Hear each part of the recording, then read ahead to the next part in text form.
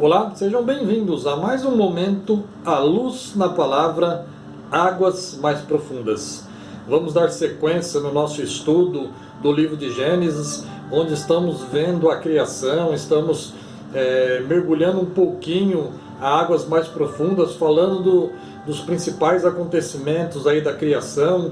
Já vimos os 7 dias, estamos falando um pouco sobre a criação do homem, falamos sobre a criação da mulher, sobre o matrimônio, o casamento, e hoje vamos entrar num tema muito falado, muito discutido, que é o pecado. Vamos falar hoje sobre a serpente.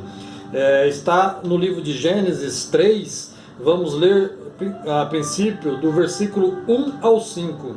Esse é o nosso texto-chave do estudo de hoje. A palavra do Senhor diz assim: Ora, a serpente era mais astuta que todas as alimaias do campo que o Senhor Deus tinha feito. E esta disse à mulher: É assim que Deus disse? Não comereis de toda a árvore do jardim? E disse a mulher à serpente: Dos frutos das árvores do jardim comeremos, mas do fruto da árvore que está no meio do jardim, disse Deus: Não comereis dele, nem nele tocareis, para que não morrais. Então a serpente disse à mulher: Certamente não morrereis, porque Deus sabe que no dia em que dele comerdes, se abrirão os vossos olhos, e sereis como Deus, sabendo o bem e o mal. Então vamos falar um pouquinho sobre a serpente nessa passagem. Não há dúvida de que a serpente foi apenas um instrumento usado ali pelo diabo.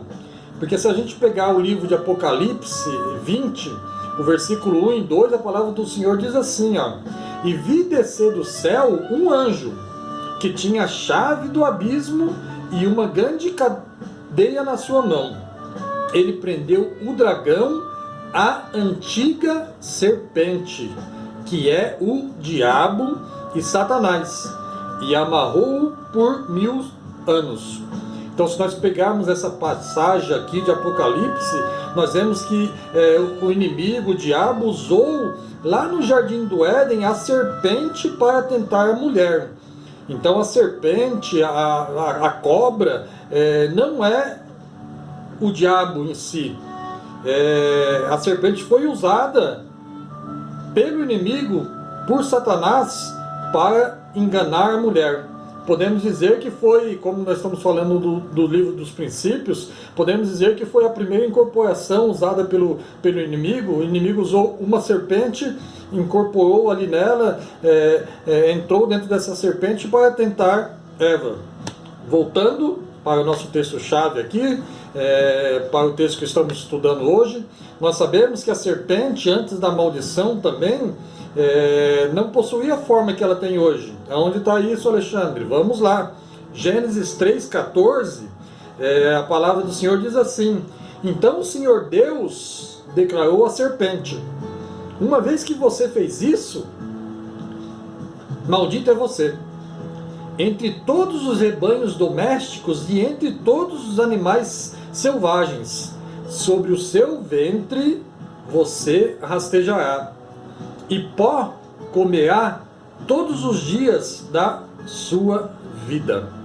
Então esse versículo aqui nos leva a crer que antes da maldição, a cobra teria algum tipo de pata ou coisa semelhante. Acredito eu que a cobra se parecia ali com uma centopeia, pois se ela já fosse dessa forma que ela é hoje, não seria uma maldição. Vocês não concordam comigo? Ela se rastejar sobre o seu ventre, como é dito no versículo que lemos. Então Deus amaldiçoou a cobra a rastejar sobre o seu ventre pelo resto da vida. Então isso nos leva a crer que a cobra não é da forma do que ela é hoje. Voltando para o nosso texto-chave, é legal fazer esses paralelos aqui do texto para nós realmente mergulharmos a águas mais profundas. Então, voltando para o nosso texto-chave, nós vemos aqui que Satanás realizou o seu trabalho usando de trapaça. É a mesma coisa que ele faz hoje conosco, né? Portanto, nós vemos que Satanás, Satã, ele usa de astúcia, ele usa às vezes de discrição, mas ele sempre continua usando a trapaça. Assim como ele fez no Jardim do Éden, ele faz hoje. E infelizmente ele tem usado muito a religião, tem sido um instrumento em suas mãos. Vou ler aqui 2 textos que nos adverte sobre isso. 2 Coríntios 11, do versículo 3 a 4, a palavra do Senhor diz assim, ó: o que receio e quero evitar é que, assim como a serpente enganou Eva com astúcia, a mente de vocês seja corrompida e se desvie da sua sincera e pura devoção a Cristo. Pois se alguém lhes vem pregando um Jesus que não é aquele que pregamos, ou se vocês acolhem um espírito diferente do que acolhemos, ou um evangelho diferente do que aceitaram, vocês o toleram com facilidade. Ainda em 2 Coríntios 11, 14, o escritor sagrado diz assim: isso não é de admirar, pois o próprio Satanás se disfarça de anjo de luz.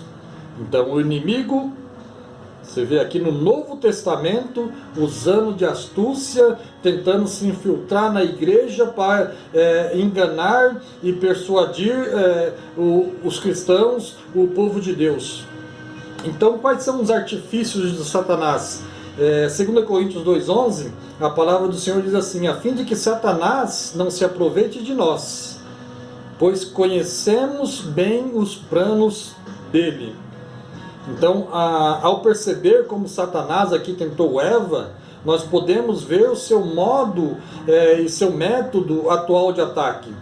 Quais são esses métodos? O que podemos extrair desse texto para trazer para o nosso dia a dia, para que nós possamos nos municiar de algo para combater esse ataque do inimigo? Então nós vemos aqui que ele lança dúvidas sobre a palavra de Deus. Como nós vimos aqui no versículo 1, é assim que Deus disse? Não é este o primeiro ataque que Satanás faz na guerra contra as nossas almas? Ele negou que haveria qualquer perigo no pecado. Versículo 4, certamente não morrereis. Então os prazeres do pecado são enaltecidos, enquanto a escravidão e a penalidade do pecado são negados. Ele lança dúvidas sobre a bondade dos motivos de Deus, como nós vemos no versículo 5. O texto diz: porque Deus sabe que no dia em que dele comerdes, se abrirão os vossos olhos, e sereis como Deus, sabendo o bem e o mal. Então Deus havia rica e livremente suprido todas as necessidades do homem. A lei de Deus, quando obedecida, era para o bem-estar do homem. Satanás vem, entretanto, e apresentou Deus como sendo egoísta, apresentou um Deus não tendo em mente o melhor interesse do homem. Ele insinuou que Deus estaria escondendo ou negando algo de bom para o homem. Trouxe essa dúvida.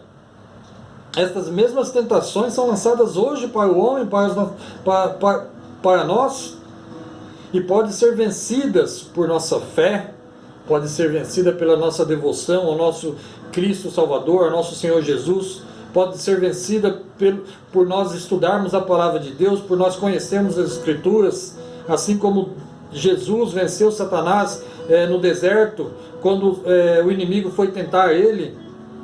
Nós vemos aqui também que Satanás ele disse que havia grandes vantagens no pecado, e sereis como Deus, sabendo bem o mal, no versículo 5. Se Eva comesse do fruto, ela seria como Deus. Olha que o inimigo, olha a artimanha de Satanás. Ela já conhecia o bem, mas ela ganharia um conhecimento prático do mal. Então, na indução que Eva sofreu, provavelmente ela não viu o ato de comer como um pecado. ela viu aí como um meio de obter o conhecimento do pecado. Talvez ela tenha imaginado que, em razão de Deus saber tudo a respeito do pecado, sem ser corrompido, ela também poderia ser assim também. Como é frequente o desejo de pessoas se envolver em coisas proibidas, não é verdade? Eles sabem que outros foram escravizados ou destruídos pelo pecado, mas acreditam que serão uma exceção. Como nós vemos isso, né? Como nós vemos as pessoas falar isso? Não, eu consigo me controlar. Não, é só um gole. Eu vou conseguir me controlar. Não, só vou usar um pouquinho, mas eu vou conseguir me controlar. Não, isso é com ele. Não, assim foi com ele. Comigo é diferente. Não é dessa forma que o inimigo nos engana? E quando nós vemos, nós já estamos totalmente entregues na mão de Satanás, entregues na mão do inimigo. As pessoas dizem que só irão provar ou experimentar um pouco do pecado e isso não irá prendê-los. Eles serão como Deus que conhece o mal e não pode ser atingido ou prejudicado por ele, não é verdade? Não é isso que as pessoas pensam? Com que frequência o pecado tem escravizado o homem através desse pretexto? Pense sobre isso. Avalie a sua vida, avalie a vida daqueles que estão ao seu redor. A palavra de Deus nos alerta, para encerrarmos esse texto e esse vídeo de hoje, a palavra de Deus nos alerta em 1 Pedro 5,8, diz assim: sejam sóbrios e vigiem. O diabo, o inimigo de vocês, anda ao derredor como um leão, rugindo, procurando a quem possa devorar. É bom abrir um parênteses aqui, é bom explicarmos esse texto, quando o texto diz que o inimigo, o diabo, anda ao nosso derredor, como um leão, rugindo e procurando a quem possa devorar. Ele não está ao nosso redor. Se estamos com Deus, se estamos alinhados com o Espírito Santo, se estamos alinhados com Jesus Cristo, quem está ao nosso redor é o Espírito Santo, é os anjos, é Deus nos protegendo. O inimigo está ao nosso derredor, está ao derredor, procurando uma brecha, procurando nós darmos uma oportunidade para ele nos atingir. E o texto ainda diz que é como leão. Você vê que ele usa de artimanha. Ele vem como um leão. Quem é o leão da tribo de Judá? Não é nosso Senhor Jesus Cristo? O texto diz que ele vem como um leão, ou seja, ele vem para nos enganar, ele vem para nos trapacear, ele vem para fazer com que nós acreditemos nele, rugindo e procurando a quem possa devorar. Você vai dar brecha? Você vai dar chances para o inimigo entrar nessas frestas, nessas brechas e te devorar? Eu não. Ou eu procuro não deixar que o inimigo me atinja.